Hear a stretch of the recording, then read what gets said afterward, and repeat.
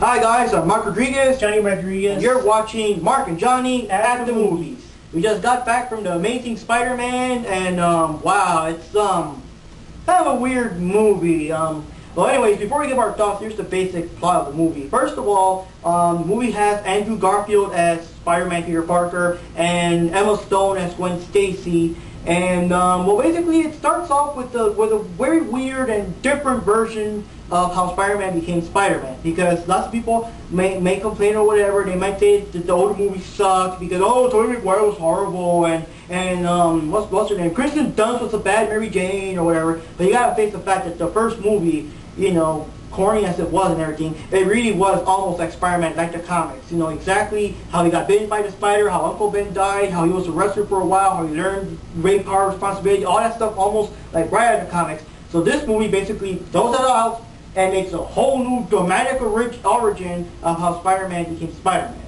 And then on the other side of the story, we have Kirk Connors that is the Lizard. If you read the comics or seen the cartoons or whatever, you know, it's the same basic story. It's a guy that lost his arm, he's a scientist, he wants to study how other animals, like lizards for example, can regrow lost limbs. He wants to do that on humans, does it on himself, he regrows his arm, but then he becomes a lizard, he gets crazy, he wants to turn the whole city into lizards. So yeah, that's kind of like the comic. So what are your thoughts on this new version of the movie? Wow, this is kind of complicated. Well, personally, I kind of like this new movie because it's a reboot, but it didn't went all the way. I mean, it's totally different. I mean, the story is basically the same. It's the same story platform of how, in a certain way, Peter Parker became Spider-Man, well, he still got bitten by a radioactive spider. They just explained it in a totally different fashion. But the story plot line wise is captures certain things from the comic books, but the movie in general is totally different from the comic book. It's really not associated with the 60s version of the comic book at all. I mean, Peter Parker now is more like an emo skater type guy. I mean, the clothing style is totally different. He does not look like your typical nerd that you have seen in his previous movies or the 60s comic book. But this is a totally different take of Peter Parker. I guess they wanted to get in with the times and all that. Yeah, because he's always an outcast, just saying in the comics and in the older movies, he's a geeky nerd. And this movie's like, you know, always has a hood on, all evil, you know, Linkin Park crap, you know, that. Yeah, so it's kind of like the same message, but done in a different format. And I kind of like that because I always had the fear that this Spider-Man movie would have probably been a lot like the first Spider-Man movie we had a few years back with Tobey Maguire.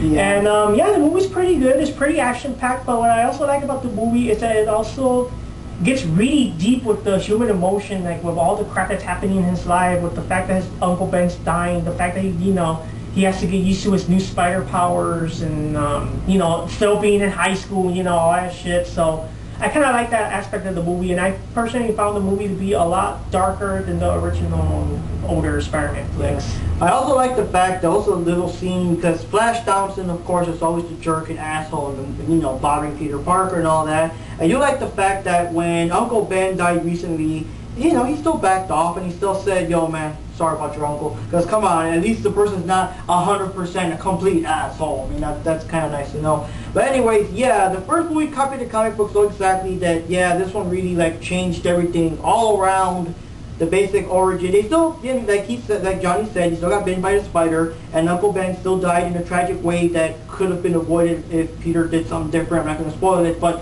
it did got changed around, Yeah. We got Gwen Stacy as his first love, because in the comics he did fall for Gwen Stacy first before Mary Jane. So, I don't know if comic book people or fans that only seen the movies are confused as why Gwen Stacy's in the movie. But yeah, and she did a good job. She's a brave girl. I like it in the movie. She still stayed behind and helped out in her own way, which proves that all of us can be brave people. We don't have to have superpowers. I won't spoil that part either. Kirk Connors did a great job as a lizard as he slowly went into insanity and all that. I kind of wish his face looked more like a lizard kind of dinosaur, with a snout kind of thing, but I guess they kind of wanted to make his face look, I guess, more realistic, like how a real reptile man's face would look or something. But I would have preferred if his face did have a snout, like a crocodile kind of lizard thing, Two things that they added from this movie that the other movies did not copy from the comics was that Peter Parker actually had his web shooters, the devices that he created that shot off like the webs and stuff. And in the old movies, it was like from his body. I always thought that was kind of gross. You know, it always came out like from the wrist, like where you slit yourself. But that was disgusting. Yes. It always raised too much questions for me. Like the horror videos, it raises too many questions. It's like, does he ever get tired? Does his arms hurt? Like if it catches something and someone pulls it, does it hurt his wrist? I mean, it's disgusting. In this movie, they're devices again. And second thing is that Spider-Man is a wisecracking guy, like in the comics. In the first movie, I mean, I guess the action scenes were so fast, there's not really much time to make a joke or two. Here, yeah, Spider-Man's wisecracking. Oh yeah, another thing I would like to add, this movie, I was very satisfied how the action scene turned out to be, because it just looks a lot more realistic compared to the first Spider-Man movie they had back in the day. Yeah. And I guess it's just a weird movie. It's so weird for me to describe. I mean, when I watch the movie, I'm still thinking to myself, what exactly am I looking at here? I don't know why. I guess because it's so different from the comics, or I guess because it's so different from the other three movies. I guess because Spider-Man does seem a bit like more darker and more serious. Like for example, in the movie here, his first motive is actually to seek out the guy who killed Uncle Ben. So he's going around beating up all these criminals that kind of sort of look like the guy until he finally finds that guy. So it's like so different, so weird. Yeah, but it's also refreshing in a way.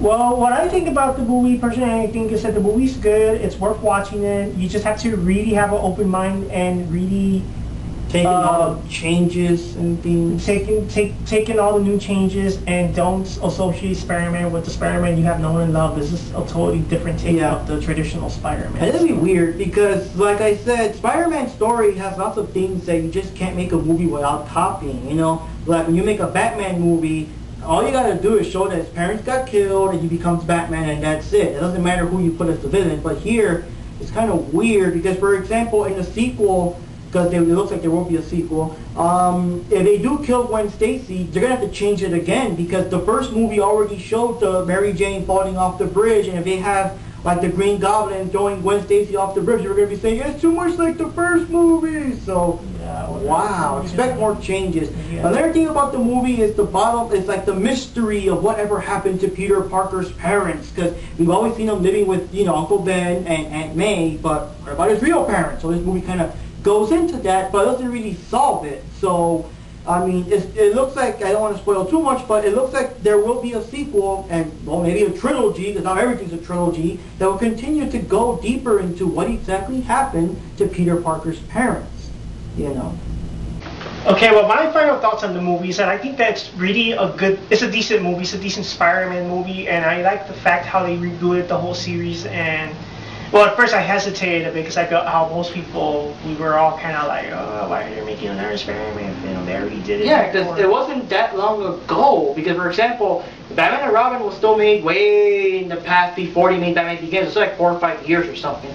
It was not that long ago after Spider-Man 3 to be like a reboot. This movie was still made in the perfect time that it could have been Spider-Man 4, so we got a reboot.